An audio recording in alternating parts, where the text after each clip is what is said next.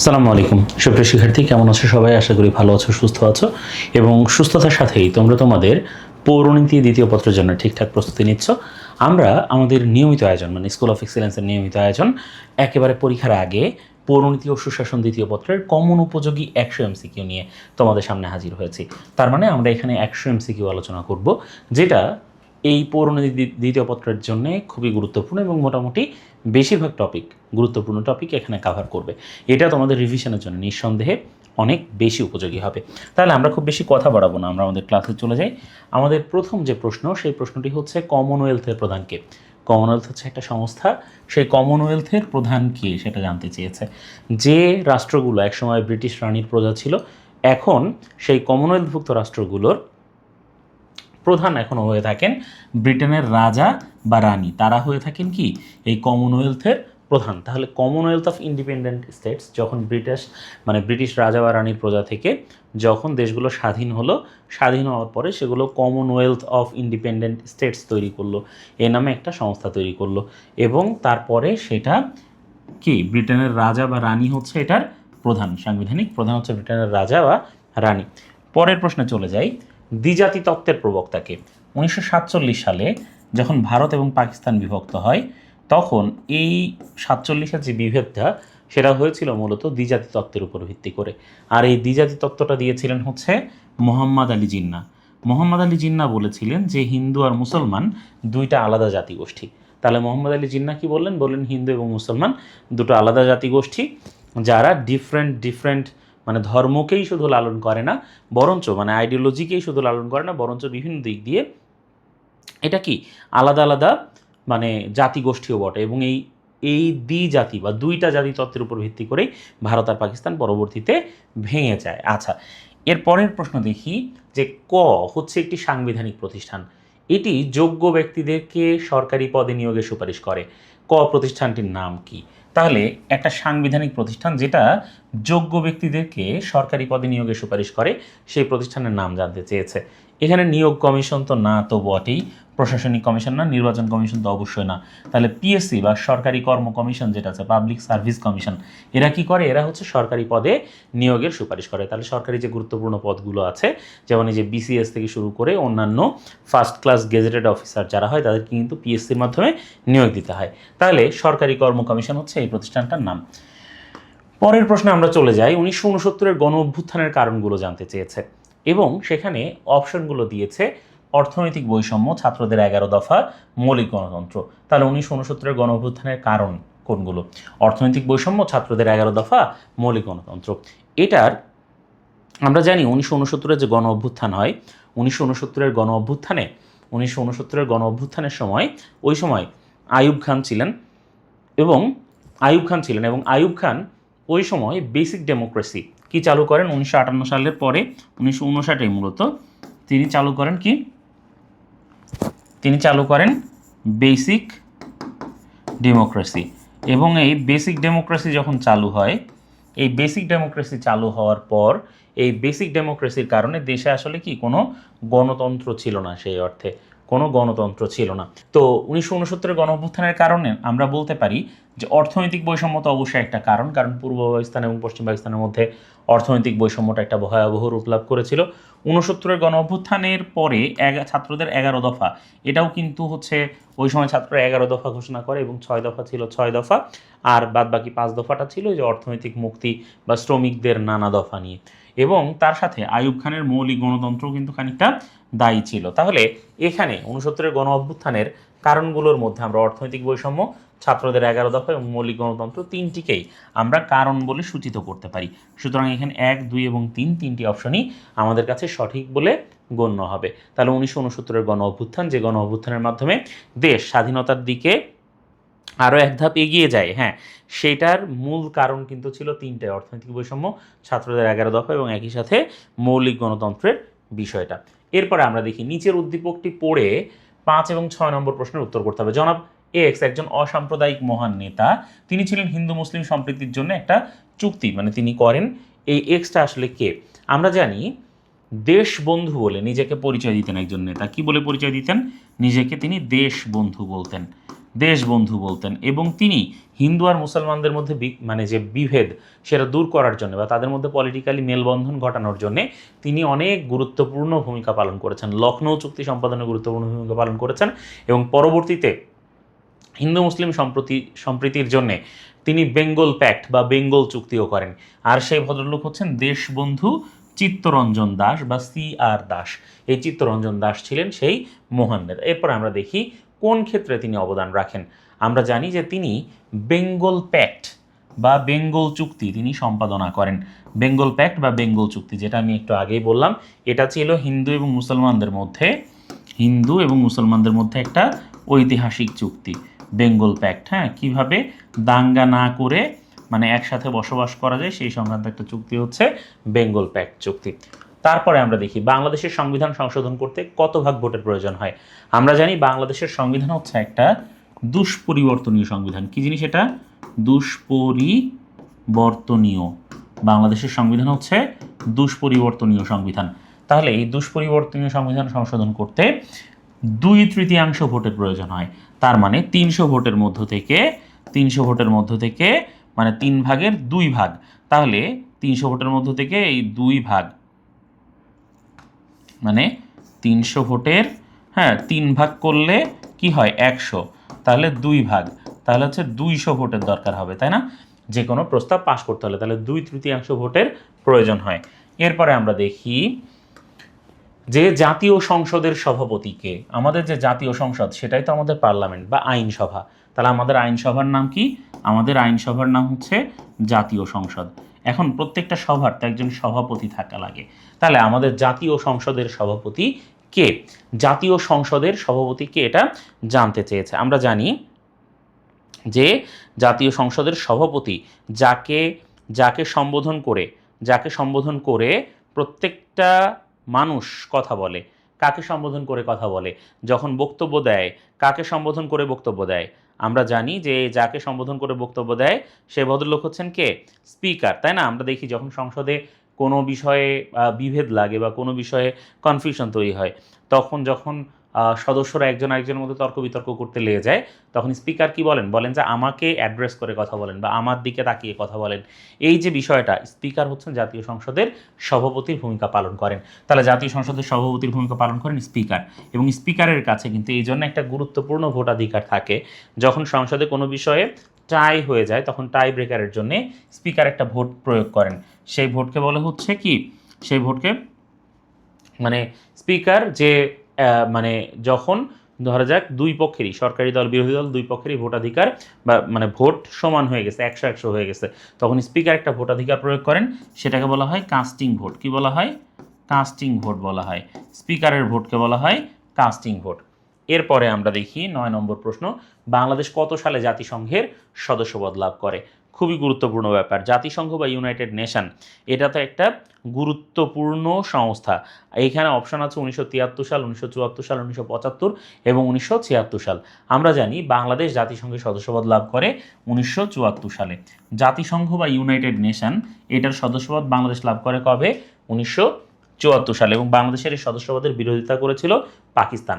Mohammedan literary society কে প্রতিষ্ঠা করেন? গুরুত্বপূর্ণ একটা প্রশ্ন। মোহামেডান লিটারেরি সোসাইটির কাজ আসলে কি ছিল? ওই সময় মানে ভারতীয় উপমহাদেশে মুসলমানরা মোটামুটি পিছিয়ে পড়েছিল এবং হিন্দুরা অনেক এগিয়ে গিয়েছিল। কিভাবে হিন্দুরা এগিয়ে গিয়েছিল?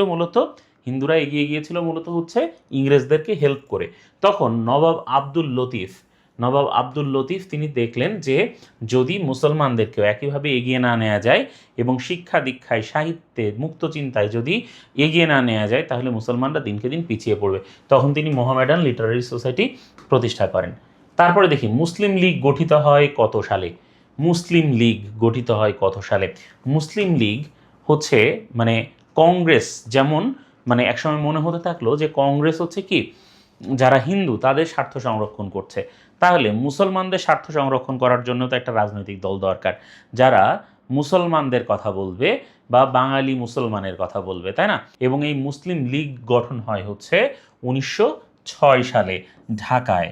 1906 সালে ঢাকায় এই সর্বভারতীয় মুসলিম লীগ গঠন হয়। তারপরে 12 নম্বর প্রশ্ন দেখি, চিরস্থায়ী বন্দোবস্ত কে প্রবর্তন করেন? লর্ড কর্নওয়ালিস যখন ভারতবর্ষে আসেন, লর্ড কর্নওয়ালিস ভারতবর্ষে এসে তিনি প্রথমে 10 শালা বন্দোবস্ত চালু করেন। কি করেন? 10 শালা বন্দোবস্ত। এরপরে 10 শালা বন্দোবস্তের পর তিনি চিরস্থায়ী বন্দোবস্ত প্রবর্তন করেন এবং একই সাথে সূর্যাস্ত আইন চালু করেন। চিরস্থায়ী বন্দোবস্ত আর সূর্যাস্ত আইন একটা আরেকটার সাথে সম্পর্কিত ছিল। তার মানে কেউ যদি নির্ধারিত দিনে সূর্যাস্তের পূর্বে তার খাজনা পরিশোধ না করতে পারতো, তার জমিদারি নিলামে উঠে যেত। এটাই ছিল চিরস্থায়ী বন্দোবস্তের মূল কথা। বঙ্গভঙ্গের ফলাফল হিসেবে নিচের কোনটিকে আমরা সূচিত করতে পারি? অপশন এতে আছে ভাগ করো শাসন করো নীতির পরাজয়, মানে ডিভাইড অ্যান্ড রুল পলিসি নীতির পরাজয়, সাম্প্রদায়িকতা সৃষ্টি, শিক্ষাক্ষেত্রে অবনতি, পূর্ব বাংলার অবনতি। তাহলে বঙ্গভঙ্গের ফলাফল হিসেবে আমরা কোনটিকে সূচিত করতে পারি? বঙ্গভঙ্গের ফলাফল হিসেবে আমরা মূলত মানে বঙ্গভঙ্গের ফলে যে বিষয়টা হয়, উগ্র সন্ত্রাসবাদী গোষ্ঠী এবং সাম্প্রদায়িকতার একটা বিষবাষ্প চারিদিকে ছড়িয়ে পড়ে বঙ্গভঙ্গের ফলে। ঠিক আছে? এবং এই কারণে আমরা দেখি যে বঙ্গভঙ্গের কারণে মানে হচ্ছে উগ্র সন্ত্রাসবাদী গোষ্ঠীর উত্থান ঘটে, স্বদেশী নীতিতে অনেকেই মাতে এবং সাম্প্রদায়িকতার সৃষ্টি হয়। লাহোর প্রস্তাবের মূল ভিত্তি কী ছিল? লাহোর প্রস্তাব উত্থাপন করেছিলেন A.K. ফজলুল হক। লাহোর প্রস্তাব উত্থাপন করেছিলেন কে? A.K. ফজলুল হক লাহোর প্রস্তাব উত্থাপন করেন। এখন এই যে A.K. ফজলুল হক লাহোর প্রস্তাব উত্থাপন করেন, এর মূল ভিত্তি কী ছিল? জাতিগত ঐক্য, সাম্প্রদায়িকতা, জাতিগত দ্বন্দ্ব, দ্বিজাতি তত্ত্ব। তাহলে লাহোর প্রস্তাবের মূল ভিত্তি দ্বিজাতি তত্ত্ব। হিন্দু এবং মুসলমান যে ভেদাভেদ আছে তার ভিত্তিতে এই লাহোর প্রস্তাব একটা নতুন স্টেটের প্রস্তাব করে এবং লাহোর প্রস্তাবের অপর নাম এই জন্যে পাকিস্তান প্রস্তাব। লাহোর প্রস্তাবের অপর নাম কি? পাকিস্তান প্রস্তাব। তাহলে এই পাকিস্তান প্রস্তাব বলা হয়, মানে লাহোর প্রস্তাবকে কিন্তু পাকিস্তান প্রস্তাবও বলা হয়। তারপরে দেখি ভাষা আন্দোলনের কারণসমূহ কি? বাঙালিদের প্রতি অবহেলা, জিন্নাত দমভুক্তি, বৈষম্য। তাহলে ভাষা আন্দোলনের কারণসমূহ কি? ভাষা আন্দোলনের কারণসমূহ কি কি ছিল? ভাষা আন্দোলনের কারণ ছিল বাঙালিদের প্রতি অবহেলা, এটা তো বটেই। জিন্নাত দমভুক্তি তো আসলে অবশ্যই এটাও একটা কারণ ছিল এবং বৈষম্যও বিদ্যমান, এটাও তো একটা কারণ ছিল। তাহলে 1, 2 এবং 3, এখানে আসলে 3টাই কিন্তু মোটামুটি সঠিক বলে মনে হচ্ছে। কারণ জিন্না ওই সময় 21 এবং 24 মার্চ ঢাকা বিশ্ববিদ্যালয় এবং ঢাকা বিশ্ববিদ্যালয়ের তৎসংলগ্ন এলাকায় তিনি ভাষণ দেন। তখন কিন্তু তিনি দমভুক্তিও করেন যে Urdu shall be the state language of Pakistan, এবং এইভাবে 1, 2 এবং 3 তিনটাই আসলে এখানে যৌক্তিক বা সঠিক। ঠিক আছে? তারপরে 16 নম্বর প্রশ্ন দেখি, কার নেতৃত্বে তমুদ্দুন মজলিস সংগঠন গঠিত হয়? তমুদ্দুন মজলিস গঠন করেছিলেন অধ্যাপক আবুল কাশেম। তাকে ওই সময় প্রিন্সিপাল আবুল কাশেম বলা হতো। তিনি ছিলেন ঢাকা বিশ্ববিদ্যালয়ের পদার্থবিজ্ঞান বিভাগের, কোন বিভাগের? পদার্থ বিজ্ঞান বিভাগের অধ্যাপক। এবং একই সাথে তাকে অধ্যক্ষ বলা হতো। কেন অধ্যক্ষ বলা হতো? অধ্যক্ষ বলা হতো কারণ তিনি ওই সময় ডিপার্টমেন্টের হেড ছিলেন। ডিপার্টমেন্টের হেড যারা হতো তাদেরকে অধ্যক্ষ বলা হতো। তারপরে আমরা দেখি রাজনীতিতে শেরে বাংলা একে ফজলুল হকের অবদান কি? রাজনীতিতে শেরে বাংলা একে ফজলুল হকের অবদান তো আসলে একটা বিষয় না। হ্যাঁ, একে ফজলুল হকের অবদান হিউজ। আমরা মানে যদি শেরে বাংলা একে ফজলুল হকের অবদান একটা সিঙ্গেল জায়গা থেকে বিবেচনা করতে চাই তাহলে আমাদের জন্য বিষয়টা কিন্তু খুবই কঠিন হয়। কারণ শেরে বাংলা একে ফজলুল হক মানে শুধু একটা মাত্রা মানে একমাত্রিক অবদান ওনার ছিল না, ওনার অবদান ছিল বহুমাত্রিক। তিনি একাধারে লাহোর প্রস্তাব উত্থাপন করেছেন, 1954 সালে সাধারণ নির্বাচনে তিনি নেতৃত্ব দিয়েছেন।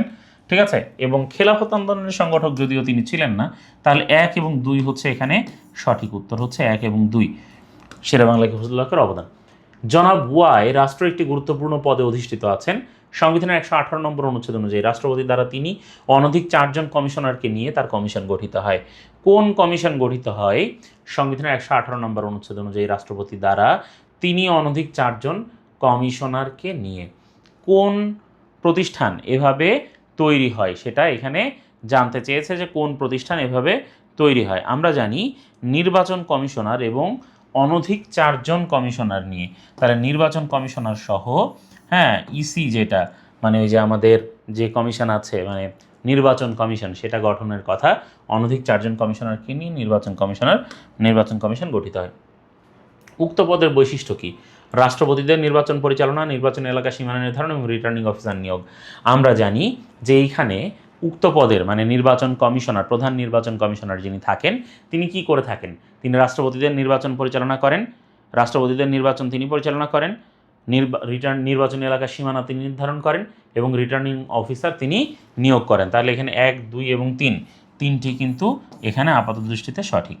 তারপর আমরা চলে যাই, সংবিধানের কোন সংশোধনী দ্বারা তত্ত্বাবধায়ক সরকার ব্যবস্থা প্রবর্তন করা হয়? খুবই গুরুত্বপূর্ণ ব্যাপার। তত্ত্বাবধায়ক সরকার ব্যবস্থা নিয়ে বিএনপি দীর্ঘদিন ধরে আন্দোলন করেছে, সুতরাং এখন কিন্তু এই বিষয়গুলো গুরুত্বপূর্ণ। আমরা জানি যে তত্ত্বাবধায়ক সরকার ব্যবস্থা প্রবর্তন করা হয়েছিল একাদশ সংশোধনীর মাধ্যমে। কত সংশোধনীর মাধ্যমে?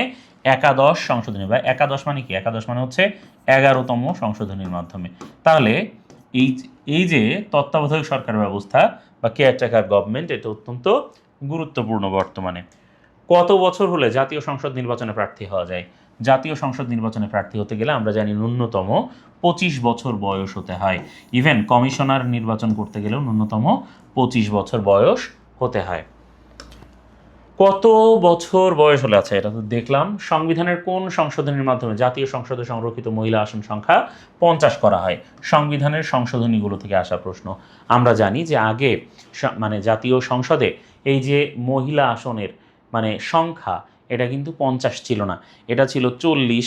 তারপরে হচ্ছে এটা বিভিন্ন সময়ে বিভিন্ন ছিল, কিন্তু পরবর্তীতে পঞ্চদশ সংশোধনীর মাধ্যমে মানে 15তম সংশোধনীর মাধ্যমে হচ্ছে এই আসন সংখ্যা 50 করা হয়েছিল। পূর্ববঙ্গ আসামের রাজধানী। বঙ্গভঙ্গের পর পূর্ববঙ্গ আসাম এবং পশ্চিমবঙ্গ নামে দুইটা আলাদা আলাদা বঙ্গ তৈরি করা হয়। একটা ছিল পূর্ববঙ্গ আসাম আর একটা ছিল পশ্চিমবঙ্গ। পূর্ববঙ্গ আসামের রাজধানী ছিল ঢাকা আর পশ্চিমবঙ্গের রাজধানী ছিল কলকাতা। তাহলে পূর্ববঙ্গ এবং আসামের রাজধানী ছিল কে? ঢাকা, আর পশ্চিমবঙ্গের রাজধানী ছিল কলকাতা, মনে রাখতে হবে। নিচের উদ্দীপকটি পড়ে, আচ্ছা, মিস্টার ক ছিলেন একজন মহান রাজনৈতিক নেতা। তিনি সারা জীবন দরিদ্র অসহায় বঞ্চিত মানুষের অধিকার রক্ষায় কাজ করে গেছেন। উদ্দীপকে কোন রাজনীতিবিদের কথা বলা হয়েছে? সারা জীবন দরিদ্র অসহায় বঞ্চিত মানুষের অধিকার রক্ষায় কাজ করেছেন কে? আমরা জানি যে এইখানে একজন লোক আছেন, প্রত্যেকেই আসলে তার নামের সাথে সুবিচার করার চেষ্টা করেছেন। দেখেন একজন লোক আছেন যিনি ছিলেন ব্যতিক্রমী, যাকে ভাষান্তরের মাওলানা বলা হয়। কি বলা হয়? ভাষান্তরের মাওলানা বলা হয়, বা দ্য রেড মাওলানা বলা হয়। তিনি হচ্ছেন মৌলানা আব্দুল হামিদ খান ভাসানী। তাহলে মৌলানা আব্দুল হামিদ খান ভাসানী তিনি হচ্ছেন কি? ভাষান্তরের মাওলানা বা দ্য রেড মৌলানা। ঠিক আছে, রেড মৌলানা তাকে বলা হয়। ঠিক আছে, যিনি সারা জীবন নির্যাতিত শ্রমজীবী মানুষের পক্ষে দেখেছেন। তিনি ছিলেন মজলুম জননেতা অবশ্যই, মুজিবনগর সরকারের উপদেষ্টা অবশ্যই, ফারাক্কা বাঁধ নির্মাণের প্রতিবাদে লং মার্চকারী অবশ্যই। তাহলে 1, 2, 3 তিনটাই সঠিক, অতএব ডি 1, 2 এবং 3 এটাই কিন্তু এখানে সঠিক উত্তর।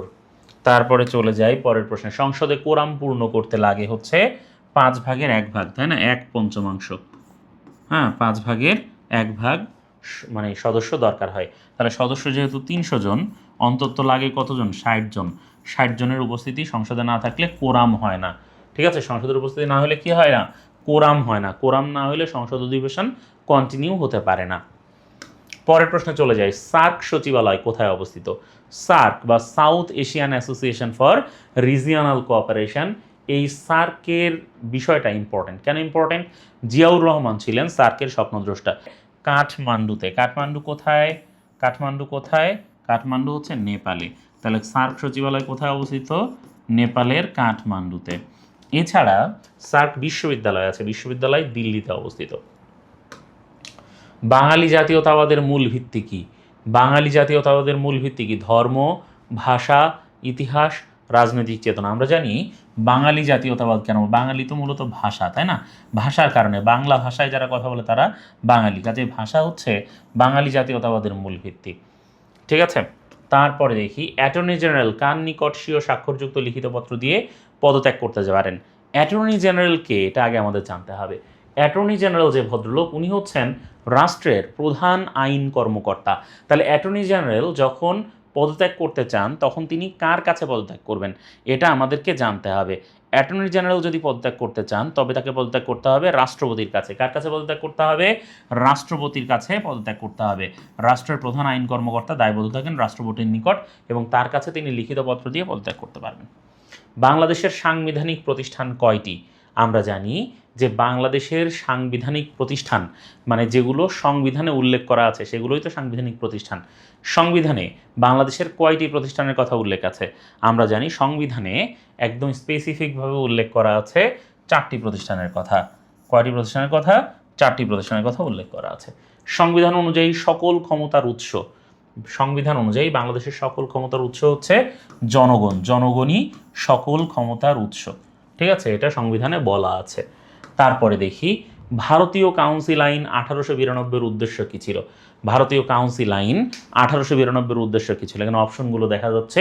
কাউন্সিলের সদস্য সংখ্যা বৃদ্ধি, নির্বাচন নীতির প্রবর্তন, আইন পরিষদের ক্ষমতা বৃদ্ধি। তাহলে কাউন্সিল আইন যেটা 1892 সালে পাশ হয়, সেই কাউন্সিল আইনের মূল লক্ষ্য কিন্তু 3টাই ছিল, 1, 2 এবং 3, 3টাই কিন্তু ছিল এই কাউন্সিলের মূল বৈশিষ্ট্য। ঠিক আছে, মানে একাধারে কাউন্সিলের সদস্য সংখ্যা বৃদ্ধি, নির্বাচন নীতির প্রবর্তন এবং আইন পরিষদের ক্ষমতা বৃদ্ধি। তারপর দেখি বাংলাদেশের সংবিধানের 3য় ভাগে যে অনুচ্ছেদগুলো সংযোজন করা হয়েছে সেটি কোনোভাবেই লঙ্ঘনীয় নয়। নাগরিকের ব্যক্তিত্ব বিকাশে এই অনুচ্ছেদগুলো খুবই গুরুত্বপূর্ণ। উদ্দীপকে নিচের অনুচ্ছেদ কোন অনুচ্ছেদগুলোকে ইঙ্গিত করা হয়েছে? আমরা জানি যে এই কোনোভাবেই লঙ্ঘনীয় নয়, এটা কি কোনোভাবেই লঙ্ঘনীয় নয়? সেটি হচ্ছে মৌলিক অধিকারগুলো, সেটা হচ্ছে কি নাগরিকের মৌলিক অধিকারগুলো। আর মৌলিক অধিকারগুলো বলা হয়েছে কি 26 থেকে 47 ক অনুচ্ছেদ পর্যন্ত, 26 হতে 47 ক, এই 22টা অনুচ্ছেদ হচ্ছে কি মৌলিক অধিকার সংক্রান্ত অনুচ্ছেদ। ইঙ্গিতকৃত অনুচ্ছেদগুলোতে কোন বিষয় লিপিবদ্ধ রয়েছে? এই যে বললাম মৌলিক অধিকার সংক্রান্ত অনুচ্ছেদ, কাজেই মৌলিক অধিকার এখানে লিপিবদ্ধ রয়েছে। আর মৌলিক অধিকার কয়টা? মৌলিক অধিকার হচ্ছে 18টা। তাহলে সর্বমোট মৌলিক অধিকার কয়টা? সর্বমোট মৌলিক অধিকার হচ্ছে 18টা। এরপর দেখি বঙ্গভঙ্গের জন্য কার অবদান সর্বাধিক? বঙ্গভঙ্গের জন্য কার অবদান সর্বাধিক? বঙ্গভঙ্গ হয়েছিল কোথায়? বঙ্গভঙ্গ হয়েছিল যার মাধ্যমে পূর্ববঙ্গ, আসাম এবং পশ্চিমবঙ্গ এগুলোকে আলাদা করা হয়। সেই বঙ্গভঙ্গের জন্য চেষ্টা করেছিলেন কে কে? নবাব আব্দুল লতিফ, নবাব স্যার সলিমুল্লাহ, সৈয়দ আমির আলী, নবাব আব্দুল গনি। বঙ্গভঙ্গের কারণে তো মুসলমানরা খুশি ছিল, হিন্দুরা কিন্তু খুবই অখুশি ছিল। তাহলে এই বঙ্গভঙ্গ যে আছে যার মাধ্যমে বাংলা ভাঙা হয়, এই বঙ্গভঙ্গের জন্য মূলত দায়ী ছিলেন নবাব স্যার সলিমুল্লাহ। নবাব সলিমুল্লাহ কি করেছিলেন ভাই? নবাব সলিমুল্লাহ হচ্ছে এই বঙ্গভঙ্গ করে বাংলার মুসলমানদের জন্যে তিনি বিশ্ববিদ্যালয়, স্কুল, কলেজ এগুলো প্রতিষ্ঠা করতে চেয়েছিলেন। ইংরেজদের বিরুদ্ধে অস্ত্র ধারণ করেছিলেন তিতুমির কেন? অর্থনৈতিক মুক্তির জন্যে, ধর্মীয় স্বাধীনতার জন্যে, পেশাগত স্বার্থ রক্ষার জন্যে। তাহলে ইংরেজদের বিরুদ্ধে তিতুমির কেন অস্ত্র ধারণ করেছিলেন? অর্থনৈতিক মুক্তির জন্যে, ধর্মীয় স্বাধীনতা রক্ষার জন্যে, পেশাগত স্বার্থ রক্ষার জন্যে। পেশাগত স্বার্থ রক্ষা তো আসলে তিতুমিরের মূল উদ্দেশ্য বা কোনো রকম উদ্দেশ্যই আসলে ছিল না। তাহলে মূলত তিনি কেন অস্ত্র ধারণ করেছিলেন? আমরা জানি অর্থনৈতিক মুক্তি এবং ধর্মীয় স্বাধীনতা, এই কারণে। তাহলে এখানে 1 এবং 2 হচ্ছে কি সঠিক উত্তর। 1 এবং 2 কি এখানে সঠিক উত্তর। তাহলে অস্ত্র ধারণ করেছিলেন অর্থনৈতিক মুক্তি এবং ধর্মীয় স্বাধীনতার জন্য। তারপরে আমরা দেখি যে এখানে কি বলেছে। এখানে বলেছে নিচের উদ্দীপকটি পড়ে 37-38 নম্বর প্রশ্নের উত্তর দাও। সুমন গ্রামের স্কুল থেকে এসএসসি পাশ করে শহরে চলে আসে ভালো কলেজে ভর্তির জন্য। কলেজে ভালো ফলাফল করে উচ্চশিক্ষা অর্জনের জন্য ইংল্যান্ডে চলে যায়। সুমনের সাথে পাঠ্য বইয়ের কোন ব্যক্তির শিক্ষা জীবনের মিল রয়েছে? তাহলে এসএসসি পাশ করে শহরে চলে আসে ভালো শিক্ষা অর্জনের জন্য এবং পরে উচ্চশিক্ষা অর্জনের জন্য ইংল্যান্ডে চলে যায়। কোন ব্যক্তি এইভাবে দেশের বাইরে চলে গিয়েছিলেন যে পড়াশোনা করেছেন? আমরা জানি যে এরকম পড়াশোনা করেছেন হচ্ছে চিত্তরঞ্জন দাস বা এই সিআর দাস। তিনি হচ্ছে একইভাবে গ্রাম থেকে এসে শহরে এবং তারপর ইংল্যান্ডে গিয়ে পড়াশোনা করেছেন। সুমনের সাথে সাদৃশ্যপূর্ণ উল্লেখিত ব্যক্তি রাজনৈতিক ব্যক্তিত্ব কি করেছিলেন? কংগ্রেস ছেড়ে স্বরাজ দল গঠন করেছিলেন। হ্যাঁ, স্বরাজ দল গঠন করেছিলেন। সাম্প্রদায়িকতাকে পৃষ্ঠপোষকতা দিয়েছিলেন না। দেশবন্ধু উপাধি পেয়েছিলেন। হ্যাঁ। তাহলে 1 এবং 3, কারণ সাম্প্রদায়িকতার বিরুদ্ধে তিনি লড়াই করেছেন। 1 এবং 3 হচ্ছে এখানে সঠিক। সুতরাং এই যে বি হচ্ছে এখানে সঠিক। 1 ও 3 বি হচ্ছে এখানে কি সঠিক উত্তর। পরের প্রশ্নে আমরা চলে যাই এবং দেখি জলবায়ু পরিবর্তনের বিরুদ্ধে পরিবেশ বান্ধব শক্তি কোনটা? জলবায়ু পরিবর্তনের বিরুদ্ধে পরিবেশ বান্ধব শক্তি, আমরা জানি যে পরিবেশ বান্ধব শক্তিগুলো হচ্ছে নবায়নযোগ্য। কি নবায়নযোগ্য? যেগুলো অনবায়নযোগ্য শক্তি সেগুলো কিন্তু কি হয় জীবাশ্ম জ্বালানি, যেমন কয়লা হচ্ছে জীবাশ্ম জ্বালানি, প্রাকৃতিক গ্যাস জীবাশ্ম জ্বালানি, তেল জীবাশ্ম জ্বালানি।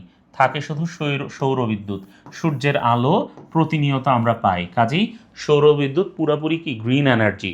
ঠিক আছে, পুরোপুরি গ্রিন এনার্জি বা সবুজ শক্তি, এটা পরিবেশ বান্ধব। তারপরে দেখি বক্সারের যুদ্ধ কত সালে সংঘটিত হয়? বক্সারের যুদ্ধ করেছিলেন মীর কাসিম। কে করেছিলেন? মীর কাসিম করেছিলেন। নবাব সিরাজউদ্দৌলার পরাজয়ের পর মীর কাসিম বুঝতে পারলেন যে আসলে কিছু ভুল হয়ে গেছে এবং তিনি ইংরেজদের বিরুদ্ধে অস্ত্র ধারণ করতে চাইলেন। 1764 সালে তিনি বক্সারের যুদ্ধ করলেন এবং তখন তার সাথে ওই যে ফকির সন্ন্যাসীরা তার সাথে মিলে লড়াই করেছিল বটে, কিন্তু পরাজিত হয়েছিল। পরের প্রশ্নে চলে যায়। মুসলিম লীগ গঠনের উদ্দেশ্য ছিল ব্রিটিশদের ভারত হতে বিতাড়ন, ব্রিটিশ সরকারের সাথে মুসলমানদের সম্পর্ক উন্নয়ন, মুসলমানদের স্বার্থ রক্ষা করা। মুসলিম লীগ গঠনের উদ্দেশ্য কি ছিল? আচ্ছা, মুসলিম লীগ কেন গঠন করা হয়েছিল? এখানে যে তিনটা অপশন আছে, প্রথম আমরা দেখলাম ব্রিটিশদের ভারত হতে বিতাড়ন করা, ব্রিটিশ সরকারের সাথে মুসলমানদের সম্পর্ক উন্নয়ন করা এবং মুসলমানদের স্বার্থ রক্ষা করা। তাহলে এখানে মূলত কি ছিল এদের কাজ? আমরা জানি যে এই জায়গায় আমরা বুঝতে পারছি যে ব্রিটিশ থেকে ভারত মানে ব্রিটিশদেরকে ভারত থেকে বিতাড়ন করা এটা মোটেও মুসলিম লীগ গঠনের উদ্দেশ্য ছিল না, বরঞ্চ ব্রিটিশ সরকারের সাথে মুসলমানদের সম্পর্ক উন্নয়ন করে মুসলমানদের স্বার্থ রক্ষা করা, এটাই ছিল কাজ। সুতরাং 2 এবং 3 এখানে সঠিক উত্তর। 2 এবং 3 হচ্ছে এখানে সঠিক উত্তর। তারপরে চলে যাই, পাকিস্তানের প্রথম সংবিধান কখন প্রণয়ন করা হয়েছিল? আমরা জানি পাকিস্তানের প্রথম সংবিধান বা পাকিস্তানের প্রথম শাসনতন্ত্র, হ্যাঁ, এটাকে হচ্ছে শাসনতন্ত্র বলা হচ্ছিল। পাকিস্তানের প্রথম শাসনতন্ত্র তৈরি হয়েছিল 1956 সালে। 1956 সালে পাকিস্তানের প্রথম শাসনতন্ত্র প্রবর্তন করা হয়। পরের প্রশ্নে চলে যায়, 69-এর গণ অভ্যুত্থানের মূল কারণ কি ছিল? রাজনৈতিক দুর্নীতি, সামাজিক বৈষম্য, অর্থনৈতিক বৈষম্য। এই যে বৈষম্যগুলোই কিন্তু 69-এর গণ অভ্যুত্থানের কারণ ছিল, যেটা আমরা ওই সময় 69-এর গণ অভ্যুত্থানের কারণ ছিল কিন্তু এই বৈশিষ্ট্যগুলোই মূলত, এবং একই সাথে রাজনৈতিক যে দুর্নীতির বিষয়টা আছে সেটাও দায়ী ছিল। তাহলে এখানে আমরা বুঝতে পারছি রাজনৈতিক দুর্নীতি, সামাজিক বৈষম্য এবং অর্থনৈতিক বৈষম্য তিনটাই কিন্তু এখানে সমানভাবে দায়ী। অতএব এখানে কোন অপশনে কি? হ্যাঁ, যে ডি অপশনে আছে 1, 2 এবং 3, সুতরাং এখানে 3টি কিন্তু দায়ী। পরের প্রশ্ন দেখি আমরা। পরের প্রশ্ন দেখি, নবাব আব্দুল লতিফ কত সালে মোহামেডান লিটারারি সোসাইটি প্রতিষ্ঠা করেন? মোহামেডান লিটারারি সোসাইটি বা মুসলমান সাহিত্য সভা, যেটা আর কি মুসলমান সাহিত্য সমাজ যেটা, সেটা আসলে ওই সময়কার একটা গুরুত্বপূর্ণ বিষয় ছিল এবং 1863 সালে এই মোহামেডান লিটারারি সোসাইটি প্রতিষ্ঠা করা হয়, যেটা মুসলমানদেরকে জ্ঞান বিজ্ঞান চর্চা তথা মুক্তবুদ্ধি চর্চায় উৎসাহিত করার জন্য প্রতিষ্ঠা করা হয়েছিল। মুক্তিযুদ্ধের প্রধান সেনাপতি ছিলেন এমএজি ওসমানী। এটা তো খুবই কমন।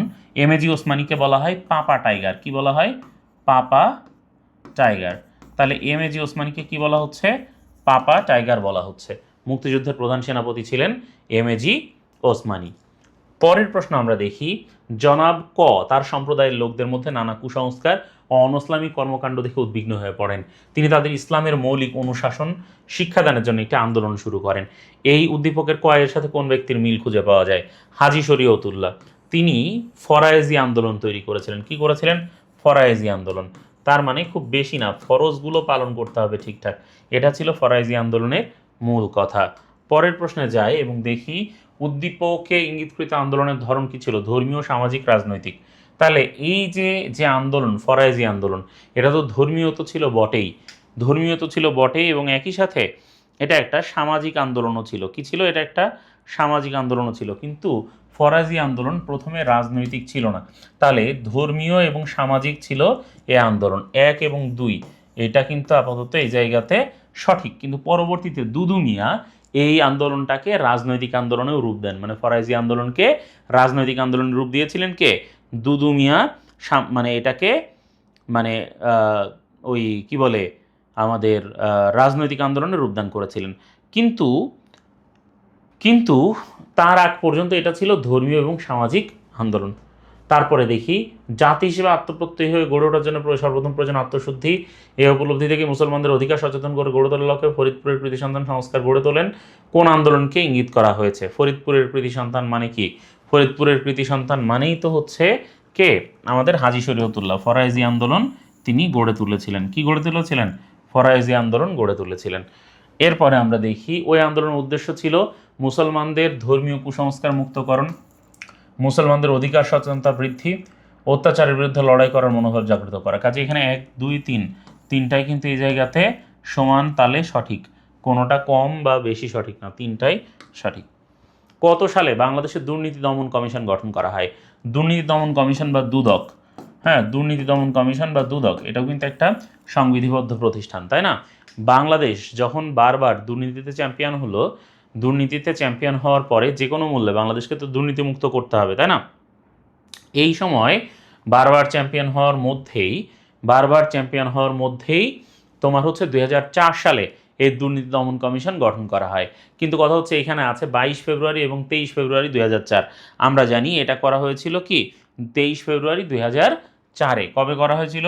23 ফেব্রুয়ারি 2004-এ হচ্ছে এই দুর্নীতি দমন কমিশন বা এই দুদক এটা প্রতিষ্ঠা করা হয়।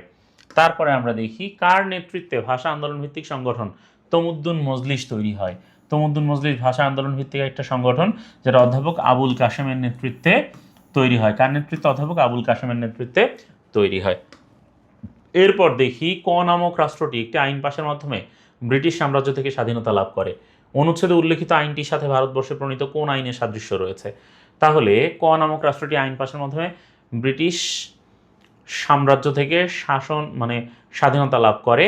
এখন উল্লেখিত আইনটির সাথে ভারতবর্ষে প্রণীত কোন আইনের সাদৃশ্য রয়েছে? আমরা জানি যে ব্রিটিশ সাম্রাজ্য থেকে যদি কেউ স্বাধীনতা লাভ করতে চায় তাহলে তাকে কি ভারত একটা তোমার হচ্ছে একটা ভারত স্বাধীনতা আইন, যেটা 1947 সালের এই ভারত স্বাধীনতা আইন কিন্তু ওই সময় পাশ হয়েছিল এবং এই ভারত স্বাধীনতা আইন রাজকীয় সম্মতি লাভ করেছিল। রাজকীয় সম্মতি মানে কি? রাজকীয় সম্মতি মানে হচ্ছে পার্লামেন্টে স্বীকৃত বটেই, তার সাথে আমরা ওই সময় যিনি রাজা বা রানী ছিলেন তারও সম্মতি কিন্তু দরকার হয়েছিল এই 47 সালের ভারত স্বাধীনতা আইনের ক্ষেত্রে। অনুচ্ছেদে উল্লেখিত আইনটির সাথে সাদৃশ্যপূর্ণ ব্রিটিশ ভারতের আইনের বৈশিষ্ট্য কী? গভর্নর ও গভর্নর জেনারেলদের স্বেচ্ছাধীন ক্ষমতা বিলোপ, দেশীয় রাজ্যগুলোকে বাধ্যতামূলকভাবে ভারত পাকিস্তানের অন্তর্ভুক্তি, আইন প্রণয়নে স্বাধীন গণপরিষদ গঠন। তাহলে সাদৃশ্যপূর্ণ ব্রিটিশ ভারতের আইনের বৈশিষ্ট্যগুলো কি? হ্যাঁ, এইখানে 3টা অপশন দেওয়া হয়েছে এবং জিজ্ঞেস করা হয়েছে নিচের কোনটি এখানে কি সঠিক। এইখানে আমরা দেখতে পাচ্ছি যে আসলে 3টাই এই জায়গায় সমানভাবে সঠিক এবং 1, 2, 3 এই যে বলেছে যে গভর্নর জেনারেলের স্বেচ্ছাধীন ক্ষমতা বিলোপ, এটা তো অবশ্যই হয়। হ্যাঁ, তারপরে বাধ্যতামূলক ভারত পাকিস্তানের অন্তর্ভুক্তি, এটাও তো ঘটে। যে কোনো একটাতে যেতেই হবে, ভারত বা পাকিস্তানে যেতে হবে, কারণ দুটোই রাষ্ট্র হবে। এবং আইন প্রণয়নে স্বাধীন গণপরিষদ গঠন, 3টা এখানে সঠিক। যুক্তফ্রন্ট নির্বাচন হয় কত সালে? আমরা জানি 1954 সালে যুক্তফ্রন্ট নির্বাচন হয়। যুক্তফ্রন্টের নির্বাচন হয় 1954 সালে, খুবই গুরুত্বপূর্ণ বিষয়। তারপরে ফরায়েজি শব্দটি কোন শব্দ থেকে এসেছে? ফরায়েজি শব্দটি মূলত এসেছে কোন শব্দ থেকে? আমরা জানি ফরায়েজি যে কথাটা আছে, এই ফরায়েজি কথাটা এসছে মূলত কি ফরজ পালনে উৎসাহিত করার জন্যে। তাহলে ফরায়েজি শব্দটা এসেছে কোত্থেকে? ফরায়েজি শব্দটা এসেছেই তো হচ্ছে ফরজ থেকে। কোত্থেকে এসেছে? ফরজ থেকে। ফরজ শব্দের অর্থ কি? ফরজ শব্দের অর্থ হচ্ছে অবশ্য পালনীয়, তার যেটা অবশ্যই পালন করতে হয়, সেখান থেকে এসেছে ফরজ শব্দটা। তারপরে বাংলাদেশের সংবিধানের প্রকৃতি এবং বৈশিষ্ট্য কি? বাংলাদেশের সংবিধানের প্রকৃতি হচ্ছে লিখিত এবং দুষ্পরিবর্তনীয় এবং মৌলিক অধিকার সন্নিবেশ আছে। হ্যাঁ, তাইলে লিখিত এবং দুষ্পরিবর্তনীয়, তার হচ্ছে 2 এবং 3 এখানে সঠিক। 2 এবং 3 হচ্ছে এখানে আছে, কাজে এটাই সঠিক উত্তর। তারপর আমরা দেখি জনাব করিম একটি গুরুত্বপূর্ণ রাষ্ট্রীয় পদে কর্মরত আছেন, যার প্রধান কাজ হচ্ছে জাতীয় অর্থের অভিভাবক হিসেবে দায়িত্ব পালন করা। অর্থের অভিভাবক হিসেবে দায়িত্ব পালন করেন কারা? তারা হচ্ছেন যারা করেন অর্থের অভিভাবক। একটা রাষ্ট্রের অর্থের অভিভাবক হিসেবে অ্যাটর্নি জেনারেল তো আইন কর্মকর্তা। দুর্নীতি দমন কমিশন কি? দুর্নীতি যেন না হয় সেটা নির্ধারণ করেন। কিন্তু অর্থের এই বিষয়গুলো কারা দেখেন? মহা হিসাব নিরীক্ষক এবং নিয়ন্ত্রক দেখেন। কে দেখেন? মহা হিসাব নিরীক্ষক নিয়ন্ত্রক। তাদের কাজ হচ্ছে অডিট করা। কি করা? অডিট করা। অডিট, যে রাষ্ট্রের যে প্রতিষ্ঠানগুলো আছে তারা ঠিকমতো আয় এবং ব্যয়ের হিসাব নিবন্ধিত করছে কিনা। জনাব করিমকে কে কে নিয়োগ প্রদান করেন? তাহলে এই যে কন্ট্রোলার অডিটরেট জেনারেল বা মহা হিসাব নিরীক্ষক ও নিয়ন্ত্রক, মহা হিসাব নিরীক্ষক ও নিয়ন্ত্রককে নিয়োগ প্রদান করেন কে? রাষ্ট্রপতি সবসময় এক্ষেত্রে নিয়োগ প্রদান করে থাকেন। সিএজিকে নিয়োগ প্রদান করেন কে? রাষ্ট্রপতি নিয়োগ প্রদান করে থাকেন। তারপরে আমরা দেখি মিস্টার এক্স 20তম গ্রেডে একটি সরকারি প্রতিষ্ঠানে কর্মরত। প্রতিবেশী ও বন্ধুগণ লক্ষ্য করলেন যে তিনি হঠাৎ করে একটি বিলাসবহুল বাড়ির মালিক হয়েছেন, যা আয়ের সাথে অসঙ্গতিপূর্ণ। মিস্টার এক্সের কর্মকাণ্ডের সাথে যে নাগরিক সমস্যা সামঞ্জস্যপূর্ণ তা সমাজে কী প্রভাব ফেলে। তাইলে হঠাৎ করে সরকারি চাকরি বাকরি করে একজন দেখা গেল বিপুল টাকা পয়সার মালিক হচ্ছে, তাহলে এই টাকা পয়সার উৎসটা কি, সে টাকা পয়সাটা আসলে কোত্থেকে পাচ্ছে, এটাও তো আমাদেরকে জানতে হবে, কারণ এগুলো আমাদের মধ্যে কী করে, সন্দেহের উদ্রেক করে। তাহলে বলা হচ্ছে কোন ধরনের নাগরিক সমস্যা এই ক্ষেত্রে সামঞ্জস্যপূর্ণ। হঠাৎ করে ভাই টাকা পয়সার মালিক হয়ে গেছে, ঠিক আছে, তাহলে কোন ধরনের এখানে সামঞ্জস্যপূর্ণ, আমরা বুঝতে পারছি এটা আসলে তার কি ঘটছে, নৈতিকতার অবক্ষয় ঘটছে। কারণ যার ভিতরে নৈতিকতা ঠিক থাকে সে তো আর ভাই দুর্নীতি করতে পারবে না, তাই না, বা এত বেশি টাকা পয়সার মালিক হুটহাট হতে পারবে না। মিস্টার এক্সের কর্মকাণ্ড নিয়ন্ত্রণ ও প্রতিরোধে কোন ধরনের ভূমিকা পালন করা উচিত? অবশ্যই জনসচেতনতা থাকতে হবে, মানসিকতার পরিবর্তন করতে হবে এবং আইনের সঠিক প্রয়োগও থাকতে হবে। না হলে তো ভাই কেউই সাধু না, সুযোগ পাইলে কেউ ছেড়ে দিবে, ব্যাপারটা মোটেও এরকম না। কাজে এখানে 1, 2 এবং 3 তিনটাই কিন্তু এই জায়গাতে সঠিক। তারপরে দেখি দ্বৈত শাসন প্রবর্তন করেন কে? দ্বৈত শাসন প্রবর্তন করেছিলেন রবার্ট ক্লাইভ। ইংরেজ শাসনের পরবর্তী সময়ে ইংরেজরা যখন 1765 সালে যখন এলাহাবাদের চুক্তি করে, 1765 সালে যখন এলাহাবাদের চুক্তি করে, এই এলাহাবাদ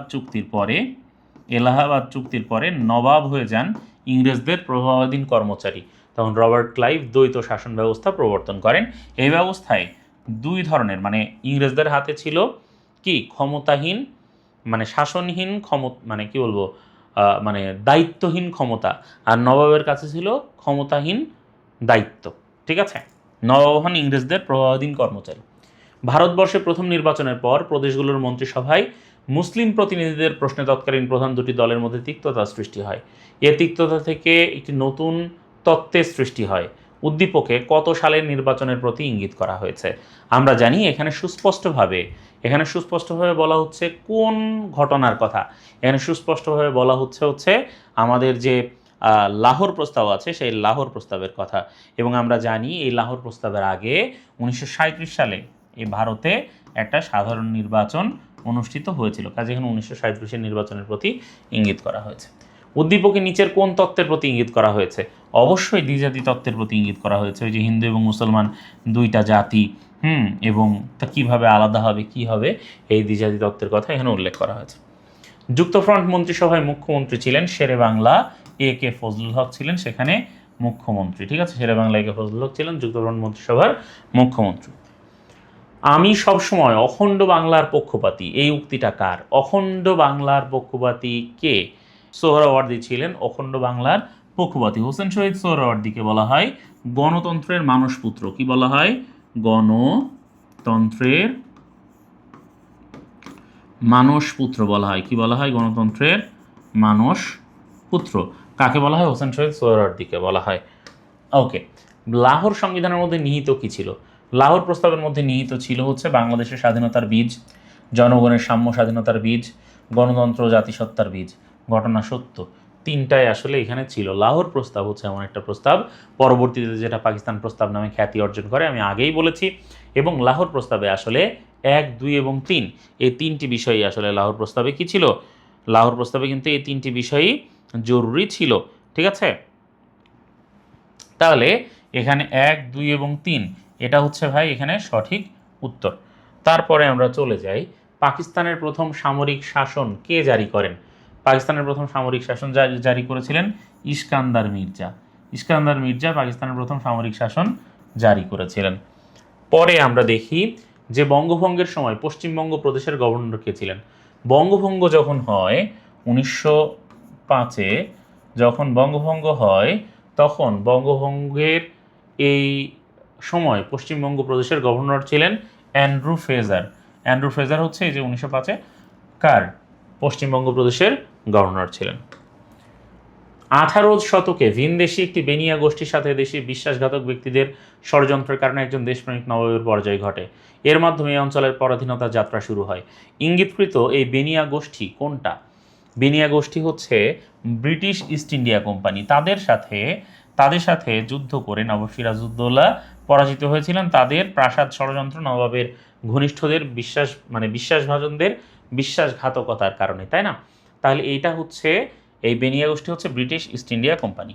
তারপর ওই বেনিয়া গোষ্ঠী কত সালে রাজস্ব আদায়ের আইনসঙ্গত অধিকার লাভ করে? আমরা জানি 1765 সালে এই এই এলাহাবাদ চুক্তির মাধ্যমে কোন চুক্তি?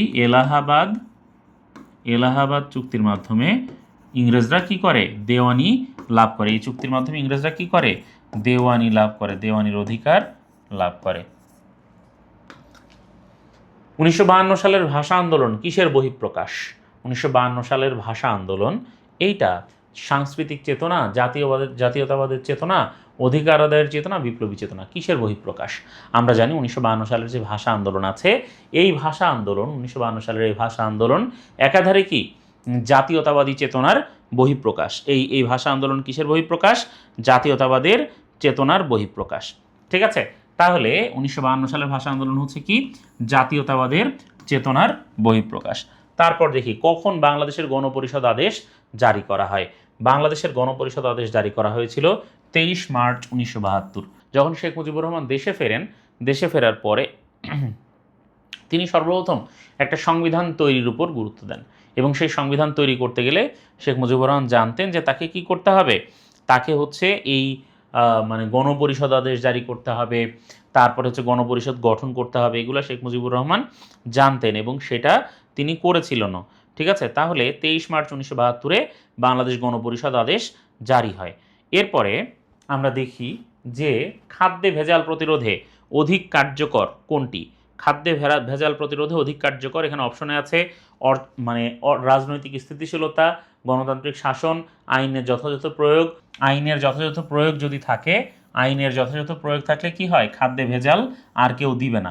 মানে যদি একটা মানুষ খাদ্যে ভেজাল দেওয়ার কারণে তার যাবজ্জীবন হয় বা তার ফাঁসি হয়, তাহলে কি সে আর কি মানে খাদ্যে ভেজাল কি সে দেবে? দেবে না। সে তখন সবচেয়ে ভালো খাবারটাই দেওয়ার চেষ্টা করবে। ইভটিজিংয়ের কারণ কি? সামাজিক অবক্ষয়, সুস্থ সংস্কৃতি চর্চার অভাব, বেকারত্ব। তিনটাই কারণ। সামাজিক অবক্ষয় তো বটেই, সুস্থ সাংস্কৃতিক চর্চা না থাকে এবং বেকার হইলে রাস্তা ঘাটে দাঁড়ায় খালি ইভটিজিং করতে মন চায়, তাই না? কাজেই এটা হচ্ছে 1, 2, 3 তিনটাই হচ্ছে এর জন্য দায়ী। তারপরে দেখি ব্রেইল সামগ্রী কাদের শিক্ষার উপকরণ? ব্রেইল সামগ্রী হচ্ছে যারা দৃষ্টি প্রতিবন্ধী বা যারা দৃষ্টিজয়ী, যারা চোখে দেখতে পায় না, তারা হাতের মাধ্যমে টাচ করে করে কি মানে লেখাটা বোঝে যে কি আসলে সেখানে লেখা আছে। আসামে লাইন প্রথার বিরুদ্ধে লড়াই করেন কে? মাওলানা আব্দুল হামিদ খান ভাসানী, যাকে ভাষান্তরের মাওলানা বলা হয়। আসামের ধুবড়ির চর থেকে উঠে আসা মাওলানা আব্দুল হামিদ খান ভাসানী আসামে লাইন প্রথার বিরুদ্ধে লড়াই করেছিলেন। তারপর আমরা দেখি লাহোর প্রস্তাব ভারতের কোন কোন অঞ্চলে মুসলিম সংখ্যাগরিষ্ঠ এলাকা নিয়ে স্বাধীন রাষ্ট্র গঠনের প্রস্তাব করা হয়। লাহোর প্রস্তাবকে তো পাকিস্তান প্রস্তাব বলা হয়, কিন্তু লাহোর প্রস্তাবে কিন্তু মিনিমাম দুইটা স্টেটের, ইন্ডিপেন্ডেন্ট স্টেটের কথা বলা হয়েছিল লাহোর প্রস্তাবে, এবং এইটা ছিল উত্তর পশ্চিম এবং পূর্বাঞ্চলের যে মুসলিম সংখ্যাগরিষ্ঠ অঞ্চল আছে তাদেরকে নিয়ে স্বাধীন রাষ্ট্র গঠনের প্রস্তাব। তারপরে ব্রিটিশদের ভাগ কর শাসন কর নীতির উদ্দেশ্য কী ছিল? অবশ্যই নিঃসন্দেহে ব্রিটিশ শাসন দীর্ঘস্থায়ী করা, কারণ এত বড় একটা ভারত উপমহাদেশ শাসন করা এটা ইস্ট ইন্ডিয়া কোম্পানির পক্ষে কঠিন ছিল। কাজেই তারা ডিভাইড অ্যান্ড রুল পলিসি করতেছিল। কি করতেছিল? Divide and rule policy. ঠিক আছে, মানে ভাগ করো এবং শাসন করো নীতি। তারপরে দেখি বঙ্গভঙ্গ রদ হয় কত সালে? বঙ্গভঙ্গ রদ হয় 1911 সালে। 1911 সালে বঙ্গভঙ্গ রদ করা হয় এবং এই যে পূর্ববঙ্গ আসাম প্রদেশ আবার বিলুপ্ত করে দেওয়া হয়। শেরেবাংলা ফজলুল হকের ঋণ সালিসি বোর্ড গঠনের প্রধান উদ্দেশ্য কী ছিল? ঋণ সালিসি বোর্ড গঠনের শেরেবাংলা ফজলুল হক ঋণ সালিসি বোর্ড গঠন করেছিলেন, এবং এই ঋণ সালিসি বোর্ড এটা গঠন করার প্রধান কারণ ছিল মূলত কৃষকদের ঋণ ভার লাঘব করা। কারণ কৃষকরা যখন একবার ঋণ নিয়ে ফেলতো তখন তারা মহাজনদের সুদের জালে আটকে যেত, এবং সেখান থেকে বের হওয়া কৃষকদের জন্য ছিল অত্যন্ত কঠিন, জটিল। শেরেবাংলা ফজলুল হক কি চাইলেন? যে কোনো মূল্যে কৃষকদেরকে এই ঋণ সালিসি বোর্ডের মাধ্যমে কৃষকদের ঋণ ভার লাঘব করতে চাইছিলেন। ব্রিটিশ ইস্ট ইন্ডিয়া কোম্পানি কত সালে গঠিত হয়? আমরা জানি ব্রিটিশ ইস্ট ইন্ডিয়া কোম্পানি গঠিত হয় কত সালে? 1600 সালে। আনুমানিক 1600 সালে ব্রিটিশ ইস্ট ইন্ডিয়া কোম্পানি গঠিত হয়। ঠিক আছে, তারপর মরলি মিন্টো সংস্কার আইন, এটা মরলি মিন্টো সংস্কার আইন প্রণীত হয় 1909 সালে। মরলি মিন্টো সংস্কার আইন প্রণীত হয় 1909 সালে। বঙ্গভঙ্গের ফলে ঢাকায় কি গড়ে ওঠে? বঙ্গভঙ্গের ফলে ঢাকায় মানে অনেক উন্নতি হয়, ঢাকা হাইকোর্ট তৈরি হয়, ঢাকা বিশ্ববিদ্যালয় তো বঙ্গভঙ্গের ফলেই হয়, আইন পরিষদ ভবন তৈরি হয়, কাজে 1 2 3 তিনটাই কিন্তু হয়। এছাড়া আরও অনেক মানে উন্নয়ন কর্মকাণ্ড যেটা ঢাকায় আসলে হচ্ছিল না সহজে, সেগুলো কিন্তু হয়। তাহলে 1 2 3 তিনটা এখানে সঠিক উত্তর। বাংলাদেশের অস্থায়ী সংবিধান আদেশ 1972 সাল, এটা কখন জারি করা হয়? সংবিধান দরকার একটা দেশ চালাতে গেলে, যখন সংবিধান থাকে না তখন অস্থায়ী সংবিধান আদেশ দরকার হয়। কাজে 10 জানুয়ারি তিনি দেশে ফেরেন এবং একদিন পরে 11 জানুয়ারি অস্থায়ী সংবিধান আদেশ জারি করা হয়। তাহলে 11 জানুয়ারি অস্থায়ী সংবিধান আদেশ জারি করা হয়। বাংলাদেশের সংবিধানে অনুচ্ছেদ রয়েছে কয়টা? আমরা জানি বাংলাদেশের সংবিধানে অনুচ্ছেদ রয়েছে 153টা অনুচ্ছেদ। বাংলাদেশের সংবিধানে রয়েছে 153টা অনুচ্ছেদ। সংবিধানটা খুব ভালো করে পড়তে হবে। তারপরে দেখি বাংলাদেশ সরকারি কর্ম কমিশনের মূল লক্ষ্য কি? বাংলাদেশ সরকারি কর্ম কমিশন বুঝাই যাইতেছে সরকারি কাজ যারা করবে, তাহলে সরকারি চাকরিতে নিয়োগ হচ্ছে এর প্রধান কাজ। কি করা? সরকারি চাকরিতে নিয়োগ করা। রাষ্ট্রীয় হিসাব নিরীক্ষণ, আইনি কার্যক্রম পরিচালনা, নির্বাচনী প্রক্রিয়া পরিচালনা, এগুলো সম্পূর্ণ আলাদা আলাদা অন্যদের কাজ। নির্বাচন কমিশনের দায়িত্ব হলো নির্বাচন পরিচালনা, নির্বাচনী বিধিমালা তৈরি করা, রাজনৈতিক দল নিবন্ধন। 1 2 3 তিনটাই সঠিক। ঠিক আছে, নির্বাচন কমিশন তিনটা কাজই করে, কাজে ডি অপশন এখানে সঠিক। 1 2 এবং 3 মানে নির্বাচন পরিচালনা করে, নির্বাচনী বিধিমালা তৈরি করে এবং রাজনৈতিক দলের নিবন্ধন করে। তারপর আমরা দেখি বাংলাদেশের সর্বোচ্চ আইন কর্মকর্তাকে। আমরা জানি, আগেই বলেছি এটা, বাংলাদেশ নামক যে রাষ্ট্রটা আছে তার সর্বোচ্চ আইন কর্মকর্তা হচ্ছেন অ্যাটর্নি জেনারেল। সরকারের পক্ষে তিনি সর্বোচ্চ আইন কর্মকর্তার ভূমিকায় তিনি থাকেন। তারপরের প্রশ্নে চলে যাই, দুর্নীতির কারণ কি? প্রাতিষ্ঠানিক নিয়ন্ত্রকের অভাব, আইন প্রক্রিয়ার অস্বচ্ছতা, নৈতিক শিক্ষার অভাব। দুর্নীতির কারণ কি কি? এইখানে যে তিনটা কারণ বলা হয়েছে, এই তিনটা কারণের কোনোটাই আসলে কোনোটার চেয়ে কিন্তু কম দায়ী না।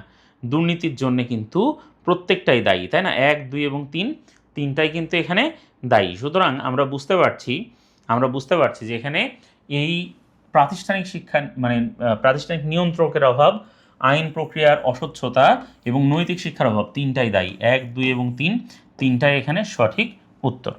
পরের প্রশ্নে চলে যায়, বাংলাদেশ সরকারি কর্ম কমিশনের সদস্যদের কে নিয়োগ প্রদান করেন? সরকারি কর্ম কমিশনের সদস্যদেরকে কে নিয়োগ প্রদান করেন? সরকারি কমিশনের সদস্যদেরকে নিয়োগ প্রদান করেন হচ্ছে রাষ্ট্রপতি নিয়োগ প্রদান করেন। এরপরে আমরা 91 নম্বর প্রশ্নে চলে যাব। বাংলাদেশ নির্বাচন কমিশন কি করে? ভোটার তালিকা প্রণয়ন করে, রাষ্ট্রপতি পদের নির্বাচন অনুষ্ঠান করে, সংসদ নির্বাচন এলাকা নির্ধারণ করে। তিনটাই তো সঠিক। হ্যাঁ, নির্বাচন কমিশনের ভূমিকা। সুতরাং 1 2 3 এখানে তিনটাই সঠিক। পরের প্রশ্নে যাই, বাংলাদেশ সুপ্রিম কোর্ট জনাব এ বনাম বাংলাদেশ নামক মামলায় রাষ্ট্রপক্ষের আইনজীবী কে হবেন? সুপ্রিম কোর্টে জনাব এ বনাম বাংলাদেশ নামক মামলায় রাষ্ট্রপক্ষের আইনজীবী অবশ্যই অ্যাটর্নি জেনারেল হবেন, কারণ তিনি হচ্ছেন রাষ্ট্রের পক্ষে সর্বোচ্চ আইন কর্মকর্তা। কাজেই এ বনাম বাংলাদেশ নামক মামলা যদি হয়, রাষ্ট্রপক্ষের আইনজীবী অবশ্যই হবেন অ্যাটর্নি জেনারেল, তিনি রাষ্ট্রের সর্বোচ্চ আইন কর্মকর্তা। বঙ্গভঙ্গের সময় ভারতের গভর্নর জেনারেল কে ছিলেন? বঙ্গভঙ্গের সময় ভারতের গভর্নর জেনারেল ছিলেন লর্ড কার্জন। লর্ড কার্জন ছিলেন বঙ্গভঙ্গের সময় ভারতের গভর্নর জেনারেল। আর বঙ্গভঙ্গ রদের সময় ছিলেন লর্ড হার্ডিঞ্জ। আমি একটু লিখে দিই, যখন বঙ্গভঙ্গ রদ করা হয় তখন ছিলেন লর্ড হার্ডিঞ্জ। তাহলে বঙ্গভঙ্গের সময় গভর্নর জেনারেল ছিলেন কে? Lord Curzon. আর বঙ্গভঙ্গ রদের সময় লর্ড হার্ডিঞ্জ। বাংলাদেশের সংবিধান দ্বারা স্থাপিত সম্পূর্ণ স্বাধীন ও নিরপেক্ষ প্রতিষ্ঠান কোনটি? পুলিশ বিভাগ, দুর্নীতি দমন কমিশন, রাজনৈতিক দল, নির্বাচন কমিশন। কোনটা বাংলাদেশের সংবিধান দ্বারা স্থাপিত সম্পূর্ণ স্বাধীন এবং নিরপেক্ষ প্রতিষ্ঠান? আচ্ছা, আমরা তো ভাই বললামই যে এক্ষেত্রে নির্বাচন কমিশন হচ্ছে কি একদম বাংলাদেশের সংবিধান দ্বারা স্থাপিত এবং সম্পূর্ণ স্বাধীন ও নিরপেক্ষ প্রতিষ্ঠান। বাংলাদেশের সংবিধানের মূলনীতি অনুযায়ী প্রত্যেককে কাজের বিনিময়ে কিসের ভিত্তিতে পারিশ্রমিক পাবে? বাংলাদেশের সংবিধানের মূলনীতি অনুযায়ী প্রত্যেকে কাজের বিনিময়ে যোগ্যতা, তার যে যোগ্যতা আছে সেই যোগ্যতা অনুযায়ী সে কি পাবে? পারিশ্রমিক পাবে। এটা হচ্ছে পারিশ্রমিক লাভের অধিকার, তাই না? এরপরে জনাব ক একটি সংবিধান প্রণয়ন কমিটির সভাপতি। এ কমিটিতে মোট 34 জন সদস্য ছিলেন। দীর্ঘ আলোচনার পর কমিটি একটি উত্তম সংবিধান প্রণয়ন করে। উদ্দীপকে কোন দেশের সংবিধান প্রণয়নের ইঙ্গিত পাওয়া যায়? অবশ্যই বাংলাদেশের সংবিধান প্রণয়নের ইঙ্গিত পাওয়া যায়। বাংলাদেশের যে সংবিধান প্রণয়ন কমিটি সেটা ছিল 34 সদস্য বিশিষ্ট কমিটি। ডক্টর কামাল হোসেন ছিলেন সেটার প্রধান। ডক্টর কামাল হোসেন সংবিধান প্রণয়ন কমিটির প্রধান ছিলেন। কে ছিলেন? ডক্টর কামাল হোসেন। একমাত্র নারী ছিলেন রাজিয়া বানু। উক্ত সংবিধানটি উত্তম সংবিধান কারণ এটা ছিল লিখিত সংসদীয় মৌলিক অধিকারের সমাবেশ। এই তিনটাই তো এখানে সঠিক উত্তর। লিখিত ছিল, সংসদীয় সংবিধান, সংসদীয় সরকার ব্যবস্থা এবং মৌলিক অধিকারের সমাবেশ, 1, 2 এবং 3 তিনটাই এখানে সঠিক উত্তর। ঠিক আছে, 1, 2, 3 তিনটা এখানে সঠিক উত্তর। এরপরে দেখি, বাংলাদেশ সরকারি কর্ম কমিশনের সদস্যদেরকে নিয়োগ প্রদান করেন। আমি আগেই বলেছি রাষ্ট্রপতি এই নিয়োগটা প্রদান করেন। পরে দেখি, বাজারে মাছ ও শাকসবজি দীর্ঘ সময় তাজা রাখার জন্য ফরমালিন ব্যবহার করা হচ্ছে। ফরমালিন ব্যবহার করলে কি হয় ভাই? শরীরের 12টা বেজে যায়। ফরমালিন, কার্বাইড এগুলো অত্যন্ত খারাপ। শরীরের এমন কোনো রোগ নাই, ইভেন ক্যান্সার সৃষ্টিকারী উপাদান হচ্ছে এই ফরমালিন এবং কার্বাইড। কাজেই যখন কেউ এই ফরমালিন এবং কার্বাইড এগুলো হচ্ছে মানে খায়, তখন কি হয়? ফরমালিন এবং কার্বাইড যখন খায় তখন শরীরের এই যে লিভার এবং কিডনি এগুলো কিন্তু এই ফরমালিনের কারণে কি হয়? লিভার কিডনি ক্ষতিগ্রস্ত হয়। ফরমালিন যখন খায় লিভার কিডনি ক্ষতিগ্রস্ত হয়। বাংলাদেশ সুপ্রিম কোর্ট জনাব এ বনাম বাংলাদেশ মামলায়, আচ্ছা, রাষ্ট্রপক্ষের আইনজীবী হবেন অ্যাটর্নি জেনারেল, এটা তো আগেই বলা হয়েছে এবং সম্ভবত এটা রিপিট হওয়ার কারণে যে এইডস কিভাবে ছড়ায়, এটা হচ্ছে 100 নম্বর প্রশ্ন। এইডস কিভাবে ছড়ায়? রক্তের মাধ্যমে, থুথুর মাধ্যমে, মাদকদ্রব্য সেবন। মাদকদ্রব্য সেবনের মাধ্যমে এইডস ছড়াতে পারে না, রক্ত এবং থুথুর মাধ্যমে এইডস ছড়াতে পারে। 1 এবং 2 হচ্ছে এখানে সঠিক উত্তর। ঠিক আছে, 1 এবং 2 রক্ত এবং থুথুর মাধ্যমে। ঠিক আছে, 1 এবং 2 মাদকদ্রব্য সেবনের মাধ্যমে।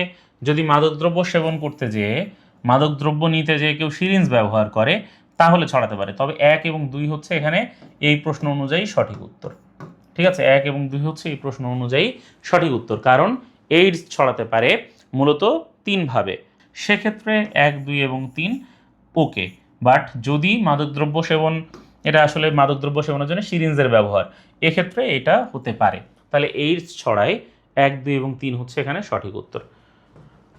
তো সবাইকে অসংখ্য ধন্যবাদ যারা এই পৌরনীতি ক্লাসটা এতক্ষণ ধরে করেছো। আশা করি পৌরনীতিতে গিয়ে তোমরা সর্বোচ্চ ভালো করতে পারবে এবং পৌরনীতি পরীক্ষা তোমাদের কেমন হলো সেটা অবশ্যই জানাবে। আর এই স্লাইডটা চাইলে তোমরা কমেন্ট করবে, তোমরা কমেন্ট করবে সিভিক্স SOE। আচ্ছা, এত বড় কমেন্ট তোমাদেরকে করতে হবে না, তোমরা CIV লেখো, হ্যাঁ, তাহলেই তোমাদের হচ্ছে। ঠিক আছে, এটা লিখলেই তোমরা, হ্যাঁ, মানে CIV দিয়ে S ছোট হাতের O বড় হাতের I, এভাবে লিখলেই তোমরা এই স্লাইডটা তোমাদের ইনবক্সে পেয়ে যাবে। সবাই ভালো থাকো, সুস্থ থাকো। ইনশাআল্লাহ তোমাদের সাথে আবার পরবর্তী ক্লাসে দেখা হচ্ছে। আজকের মতো এখানে বিদায় নিয়েছি। আল্লাহ হাফেজ।